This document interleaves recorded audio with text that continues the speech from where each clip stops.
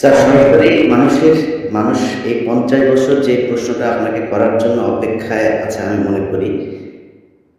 75 কেন হয়েছিল sir? Clear. 75-এ তোমার কি বয়স ছিল আমি জানি না, তবে আমার জন্ম হয়নি স্যার। হ্যাঁ, তবে 75-এ যে মুজিব মুজিব 70-এর ইলেকশনের সময় 72-এর আগে, মানে 71-এর মুক্তি সংগ্রাম শুরু হওয়ার আগে ছিল, তার চরিত্র ছিল এক ভিন্ন প্রকৃতির। তিনি বাঙালি জাতীয়তাবাদের সংগ্রামে অবদান রেখেছেন। কিন্তু যখন পাকিস্তান আর্মি 25-26 রাতে মানে বাঙালিদের উপর, নিরীহ বাঙালিদের উপর শেষ সন্ত্রাসবাদ, অ্যাট্রোসিটি বলো, জেনোসাইড বলো চালালো, এবং যাতে লক্ষ লক্ষ হাজার হাজার শিশু, নারী, পুরুষ প্রাণ হারালো, ছাত্র জনতা, কোনো কারণ ছাড়া। তারপর তখন সেই অবস্থায় আমাদের দেশের তথাকথিত বড় বড় জাতীয় নেতারা বিভিন্ন দলে, তাদেরকে কিন্তু কাউকে খুঁজে পাওয়া যায়। তারা তখন তাদের নিজেদের জীবন বাঁচিয়ে যার যার মতো জায়গায় চলে গেল। মুজিব স্বয়ং পাকিস্তান আর্মির কাছে ধরা দিলেন এবং তাদের সাথে একটা বন্দোবস্ত করে তার পরিবারের ভরণ পোষণের দায়িত্ব আর্মির কাছে তুলে দিয়ে তিনি পাকিস্তানে পাইলেন ডাক্তার কামাল খান, যিনি ছিল major higher media Mujib army. তখন সেই দিশাহারা মানুষ বুঝতে পারছিল না আমার বাড়িতে যে তারা কি করবে, তারা কোথায় পাওয়া যাবে, কিভাবে নিজের প্রাণ। সেই সময় চিটার থেকে ভেসে আসলো মেজর জিয়া সাগর। আমি তখন পাকিস্তানে চাকরি করতাম। সেই ডাকে লোক, দেশের লোক একটা আলোর রশ্মি দেখল যে হ্যাঁ, আমাদের যুদ্ধে আমাদেরকে এইভাবে মরণের হাত থেকে বাঁচার জন্য আমাদেরকে যুদ্ধ করতে হবে। আর সমস্ত দেশে সর্বপরিসরে লোক দিত সেই মুক্তিযুদ্ধ সংগ্রামে ডাকে সাড়া দিয়ে মুক্তিযুদ্ধ করে। আমরাও বসে থাকবো না। যারা পেরেছি, যাদের সাহস ছিল, যাদের দেশপ্রেম ছিল, যারা পাকিস্তানের আর্মি জান্তাদের নির্যাতন, নিষ্পেষণ, বৈষম্যমূলক আচরণের বিরুদ্ধে যারা ছিল, তারাও সেই সংগ্রামে যোগ দেয়। অনেকেই পালিয়ে এসে জীবনের ঝুঁকি নিয়ে, আমি ছিলাম তাদের মধ্যে সর্বপ্রথম গ্রুপ লিডার, যে আরো দুজন আমার সাথে নিয়ে এসে যোগ দেয়। কোন বিজয় বা বাঙালি তখন যারা পাকিস্তানে চাকরি করতে, তাদেরকে নিশ্চুপ বসে থাকা সম্ভব ছিল না। তবে এটাও অনেকেই বুঝতে পারছিল না যে কি হচ্ছে, কোনো খবর নাই, আদান প্রদান নাই, কোনো রকম সন্দেহ নাই। বিদেশি মিডিয়া, ভয়েস অফ আমেরিকা, তারপরে BBC, radio Australia, radio India, এই সমস্ত থেকে চাকরি জানা যাচ্ছিল, ওটা সম্পূর্ণ বিশ্বাসযোগ্য ছিল। তারা তাদের মতো বলতে থাকে এবং আমরা শুনতে থাকি। তাই অনেকেই ঝুঁকি নিতে রাখছেন। আর একটা সমস্যা ছিল, অনেকেই পরিবার সহকারে থাকতেন উপস্থিত হবে, এবং বউ বাচ্চা নিয়ে তো পালে সম্ভব না। কিন্তু আমি ছিলাম তখন দেখা আমার সাথে দুজন সাহসী সহযোগিতা চলে আসে আমার ডাকতে। তারা ছিলেন কর্নেল নূর চৌধুরী, তখন অবশ্য লেফটেন্যান্ট নূর চৌধুরী, আর লেফটেন্যান্ট মতিউর রহমান, পরে দুজনই কর্নেল, এবং একজন নূর রাখি।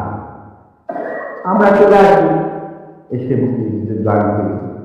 আমরা চলে গিয়েছিলাম স্পেশালাইজড অফিসার। স্পেশালাইজড অফিসার মধ্যে বোঝা যায় যে যাদের কমান্ডার ট্রেনিং থাকে, স্পেশালাইজড ওয়ারফেয়ারের উপরে জ্ঞান থাকে, এবং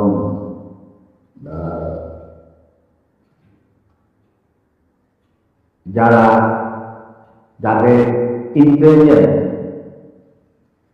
অপারেশন কিভাবে বিশ্ববিদ্যালয় চলে সে সকল জ্ঞানে তারা অভিজ্ঞ থাকে, অভিজ্ঞতা করে বিভিন্ন কোর্সের মাধ্যমে। তার নিয়ম সেই ধরনের হয়। তাই আমরা জীবনের ঝুঁকি নিয়ে আল্লাহর নামে বেরিয়ে পড়ি এবং অতি সহজেই দিল্লি পর্যন্ত পৌঁছে। এবং সেখানে আমাদেরকে রিসিভ করা হয় সাউথ ব্লকে, মানে প্রাইম মিনিস্টারের অফিসে শ্রীমতী ইন্দিরা গান্ধী, র প্রধান founding father general Gandhi, DP ঘর মুখ্য সচিব প্রাইম মিনিস্টারের, and ইনচার্জ অফ বাংলাদেশ, এনারা আমাদেরকে রিসিভ করে। তারপর অনেক আলাপ আলোচনা, কিছুদিন ট্রেনিং, ব্রিফিং, পরে আমাদেরকে মুজিবনগর সরকারের কাছে হ্যান্ডওভার করে দেওয়া হয় এবং আমাদেরকে দিল্লি থেকে নিয়ে আসার জন্য general Osmani, commander in chief মুক্তি ফৌজ, জনাব Tajuddin, prime minister of the provisional government, 7 বছর করার পর, আর ফরেন মিনিস্টার খন্দকার মুশতাক আহমেদ, যিনি আমার বাবার ক্লাসমেট, তারা আসেন দিল্লিতে, এসে তাদেরকে ফর্মালি আমাদেরকে হ্যান্ডওভার করে দেওয়া। তারপরে আমাদের তিনজনের মধ্যে দুজনকে, আমাকে এবং মোদিকে অ্যাপয়েন্ট করা হয় as guerrilla adviser to the sector commander.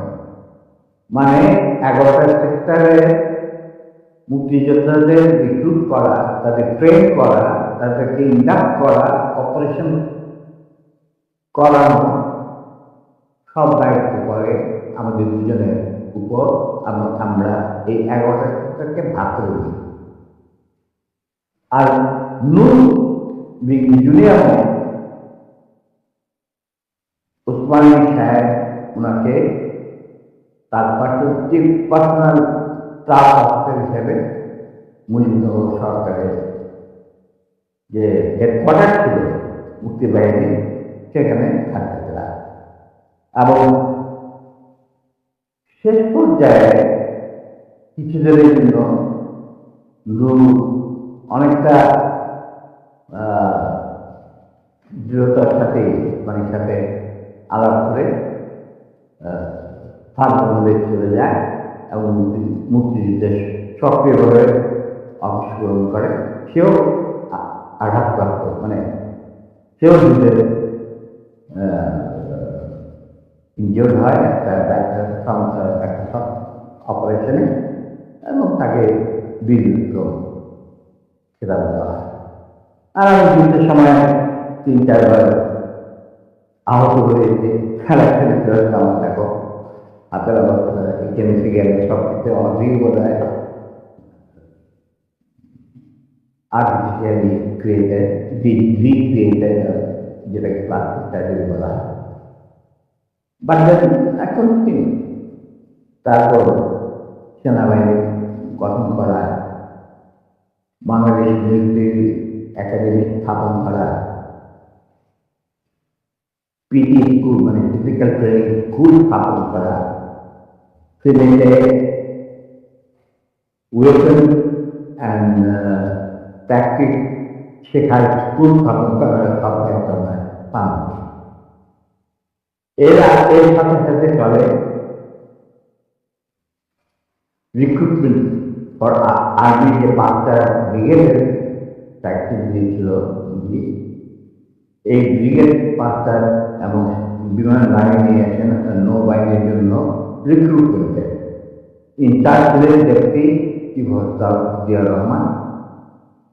যদিও তিনি আসলেন, তাকে কিন্তু বানায়নি, তাকে তো কর্ণের বাইরে বের করে দিতে, কিন্তু পারেনি, আমাদের যাই হোক ওনার স্টাফ হিসেবে দায়িত্ব করে আমার উপর। আর আমি একাই আমার অন্যান্য সহযোগিতা কমান্ডারদের লিস্ট ওরা পাঠিয়ে দিত। আমি প্রায় 25,000 প্রাক্তন মুক্তিযোদ্ধা যারা আমাদের আন্দোলনে চাকরি করেছে, মানে যুদ্ধ করেছে, তাদেরকে আমি আর্মিতে এয়ারফোর্স মানে ডিফেন্স ফোর্সে, নেভি ইনস্টিটিউটে নিয়োগ রিক্রুট করি। তারপর চাকরি করতে থাকি।